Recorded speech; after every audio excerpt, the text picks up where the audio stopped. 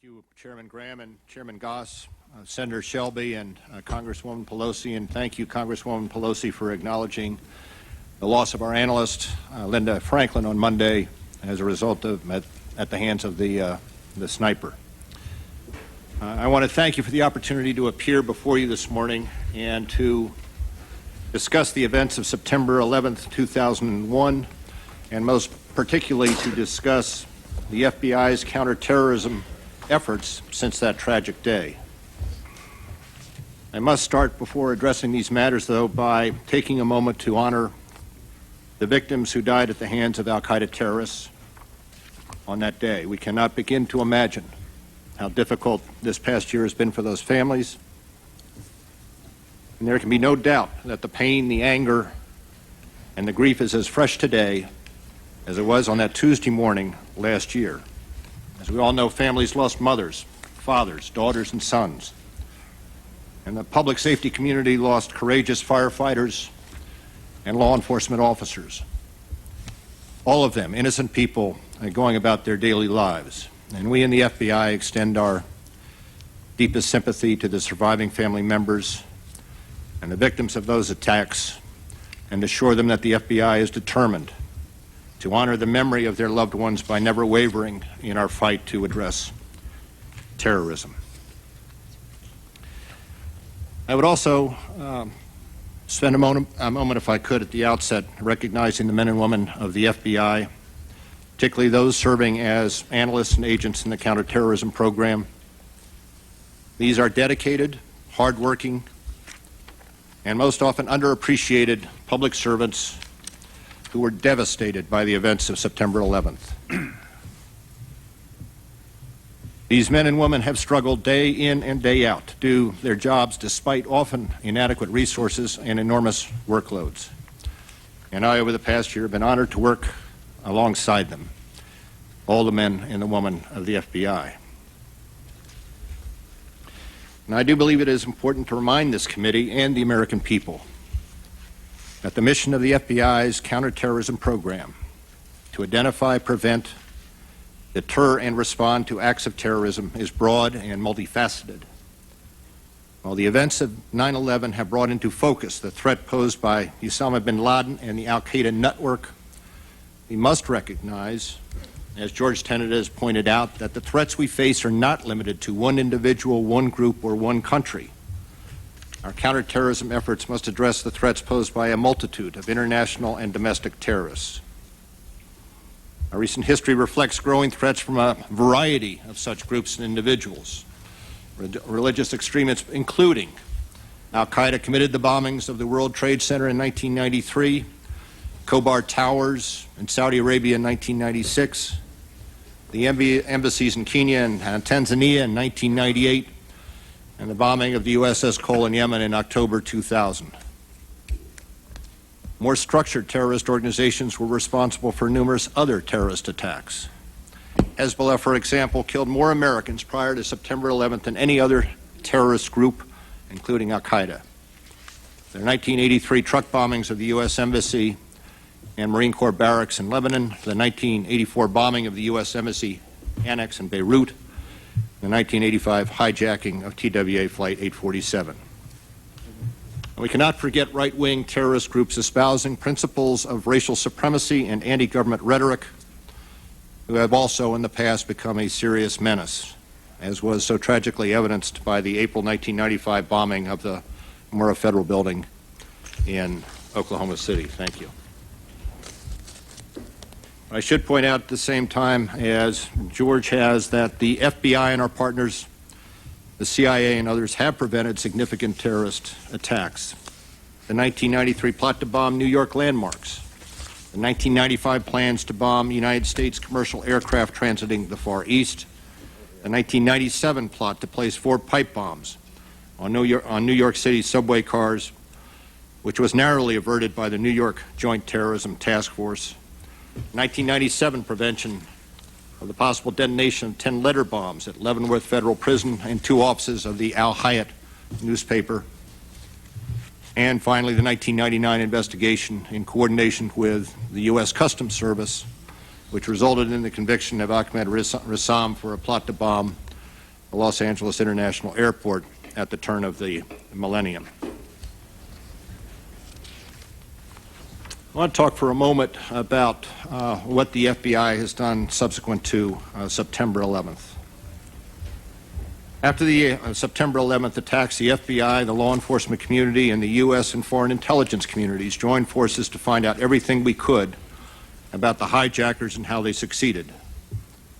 Our immediate goal was clear, and that was to prevent another attack by fully understanding how the terrorists perpetrated this one. Thanks to these efforts and the unprecedented cooperation of the intelligence and law enforcement communities, both domestic and international, our investigation revealed many of the details about the planning, financing, and perpetration of these attacks. Our investigation will undoubtedly continue and likely develop new and significant details in the years to come. And in earlier testimony before this committee and in my statement for the record, I have explained much of what we now know about the hijackers' activities in this country. That they entered the country legally, that they committed no crimes with the exception of minor traffic violations. They purchased airline tickets in cash or using the internet. They dressed and acted like Americans merging into our society. And I do believe that the context in which these 19 individuals were able to come to the United States and take advantage of the liberties this country has to offer and operate without detection is important to a full understanding of how these attacks were successfully undertaken. Now, in our post-September 11th investigative activity, we have undertaken a number of investigations and operations that have dealt some blows to a number of terrorist groups within the United States. As all of us, I believe, are aware, 2 weeks ago, the Joint Terrorism Task Forces in Portland, Oregon, and Detroit, Michigan, arrested 4 individuals who were charged with aiding and abetting al-Qaeda fighters. Last month, the Buffalo, New York Joint Terrorism Task Force arrested individuals who were charged with traveling overseas in the summer of 2001 to attend the Al Farouk terrorist training camp located near Kandahar, Pakistan. And in May, Jose Padilla was detained as he entered the United States from Pakistan he was detained at Chicago's O'Hare International Airport. And last week in Chicago, the executive director of the Benevolence International Foundation, a purportedly charitable organization, was charged in an indictment with fraudulently raising funds for al-Qaeda and other violent groups. This was charged as part of a multinational criminal enterprise spanning over a 10-year period. And I should also add and point out, over the last year, as a result of U.S. military and intelligence community action in Afghanistan, Pakistan, and other foreign lands, a large volume of paper documents, electronic media, videotapes, audio tapes, and electronic equipment has been seized, and the FBI, CIA, DIA, and NSA have established a coordinated effort to exploit these seized materials. These are just a sampling of the investigative and preventive efforts that have borne fruit over the last year. There have been others, but those operations, many of them remain classified and have been described in closed sessions with the members of this committee. I want to talk for a moment and turn to reforms made in the FBI in the wake of September 11th. These 13 months since September 11th have been a time of great change for the Federal Bureau of Investigation. Starting immediately after the planes hit, when over half of our 11,500 agents suddenly found themselves working terrorism matters, it became clear that our mission and our priorities had to change dramatically. Today, the FBI has twice the number of agents permanently assigned to counterterrorism as were assigned prior to September 11th. And other permanent changes have been carefully considered and implemented. We have been addressing the shortcomings of the Bureau and the intelligence community that have been highlighted since the September 11th attacks, and we have heard and we acknowledge the valid criticisms, many of which have been reiterated by this committee. For example, the Phoenix memo should have been disseminated to all field offices and to our sister agencies, and it should have triggered a broader analytical approach. And the 26-page request from Minneapolis for a FISA warrant should have been reviewed by the attorneys handling the request in our FISA section. These incidents and others have informed us on needed changes, particularly the need to improve accountability, analytic capacity, and resources, information sharing, and technology, to name but a few. And we have taken steps to address these shortcomings, some of which I would like to briefly highlight today. First is the reorganization of the Counterterrorism Division. In November of last year, Congress approved my proposal for a reorganization of FBI headquarters. Under this reorganization, the Assistant Director for Counterterrorism is responsible for management of the National Terrorism Program and for select cases and operations which require national-level management due to special circumstances, situations, or sensitivity. This management structure is a recognition that counterterrorism has national and international dimensions that transcend field office territorial borders and require centralized coordination to ensure that individual pieces of an investigation can be assembled into a coherent picture. This ensures accountability for the program. Under the prior system, whereby field offices would have primary responsibility for terrorism cases, responsibility was diffused and Bureau leadership could not easily be held accountable for the program.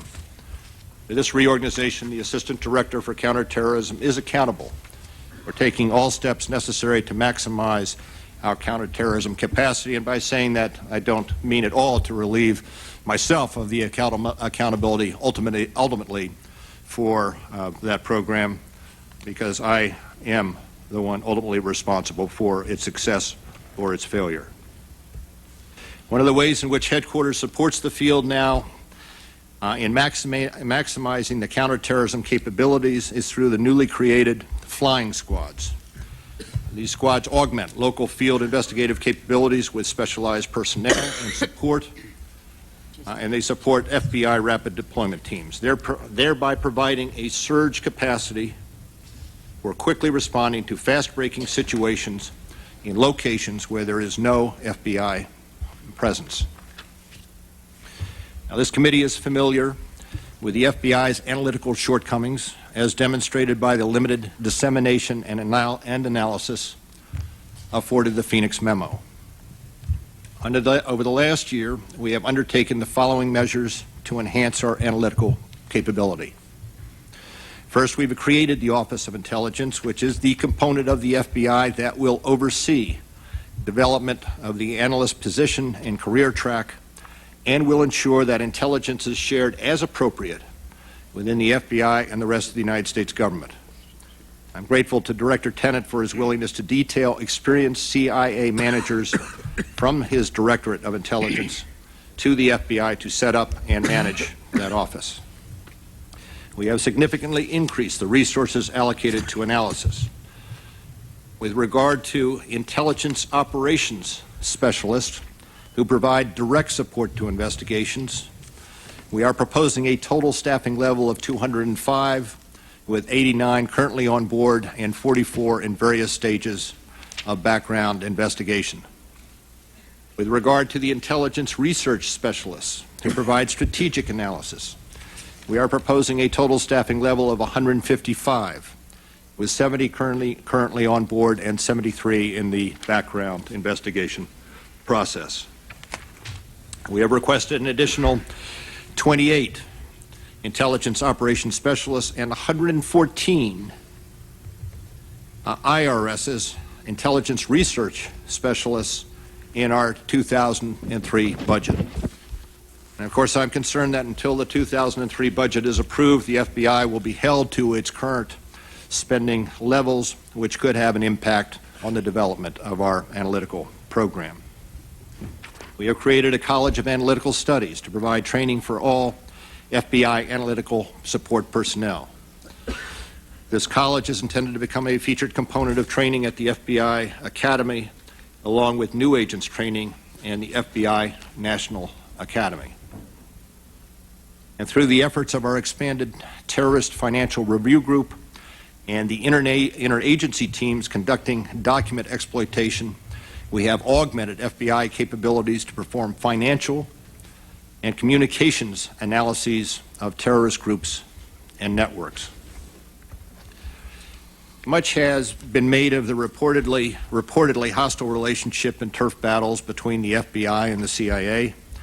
And as you've heard from Director Tenet, the relationship between the FBI and the CIA has never been stronger or more productive.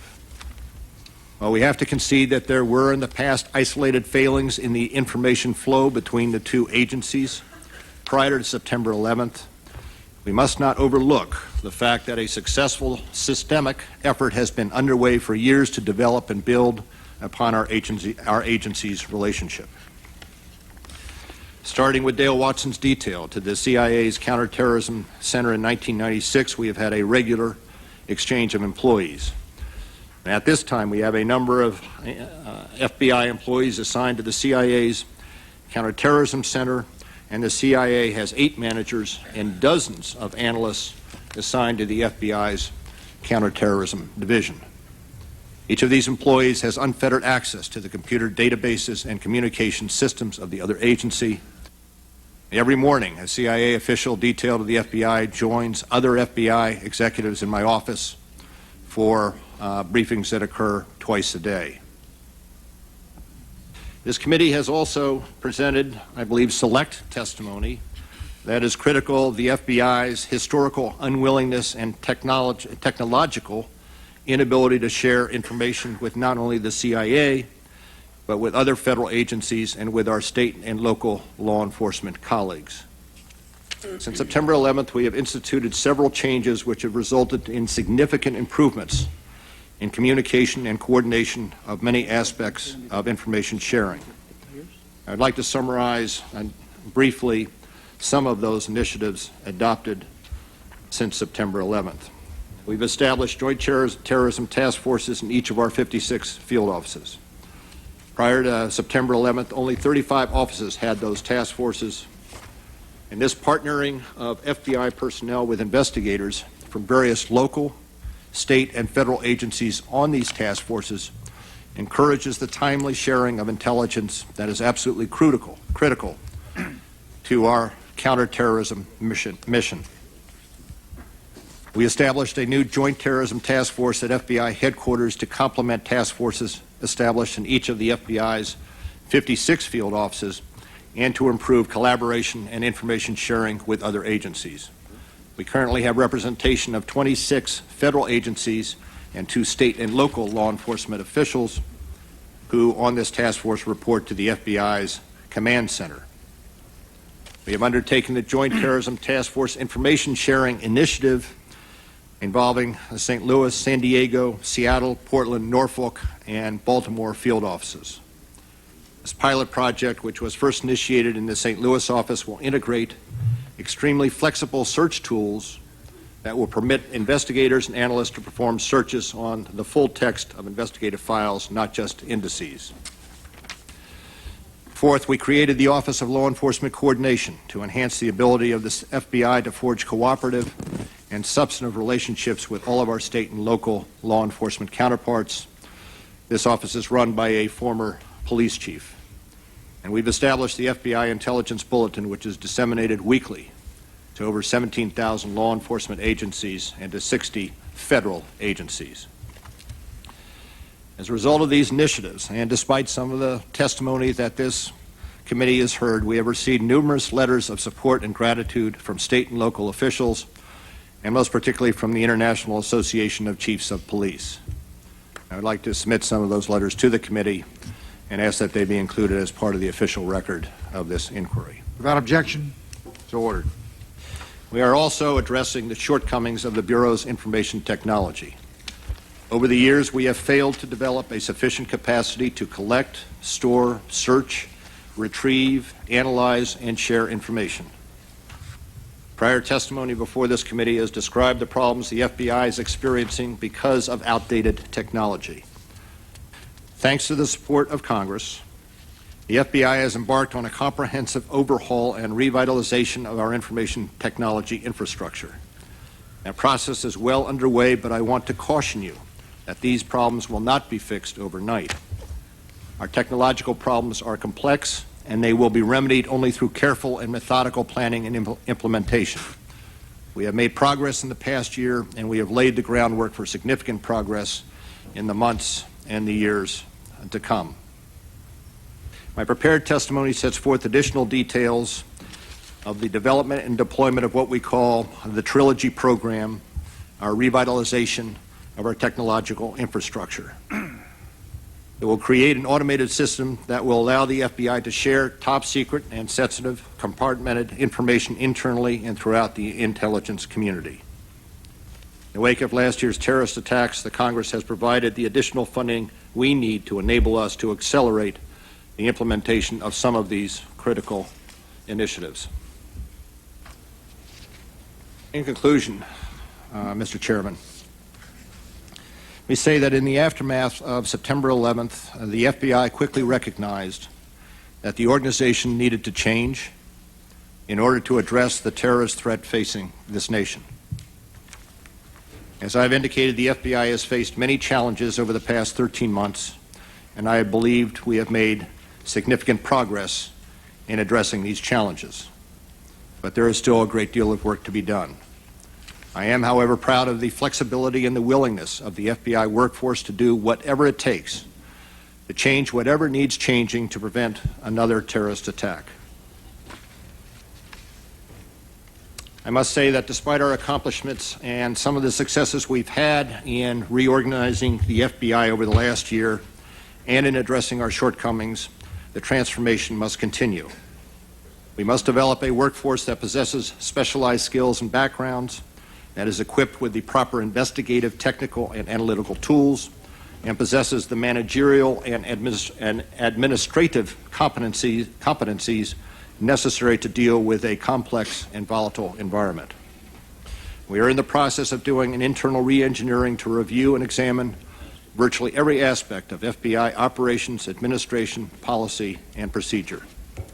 As a result of this review, we anticipate additional changes to FBI programs that will enable us to most effectively and efficiently utilize the tools and the resources Congress has provided. And Mr. Chairman, I am confident that we will ultimately prevail in our fight against terrorism, but we will do so only if we work together. Our agents must work closely with our local and state law enforcement partners. Our field offices must work with our headquarters. The Bureau must work with the CIA and our law enforcement and intelligence counterparts around the world. The counterterrorism components of the executive branch must have a meaningful and constructive relationship with our colleagues in Congress. These relationships are the lifeblood of our campaign against terror, and we must do everything in our power to sustain and to nurture them. And finally, once more, let me say how immensely proud I am of the men and women of the FBI and all that they are able to accomplish under less than optimum conditions. In closing, I would like to quote, and not a quote from me, but a quote from one of the individuals who testified before you in the hearings, a New York field agent. When he testified before this committee, he presented his assessment of both the hearings and of his colleagues. And he said, "What has sometimes been lost in the media and in this inquiry process is that it's the same FBI, which has been extensively criticized since September 11th, 2001, that is responsible for the investigation that led to the charges being brought against Zacarias Moussaoui." And he concludes, "The FBI is, of course, subject to human factors and limitation, and we are occasionally hamstrung by legal constraints, both real and imagined. But FBI personnel, both in the field and at FBI headquarters, were committed to preventing acts of terrorism prior to September 11th, 2001, and we continue to be committed to that mission today." Thank you, Mr. Chairman, and I'm prepared to answer any questions the committee may have.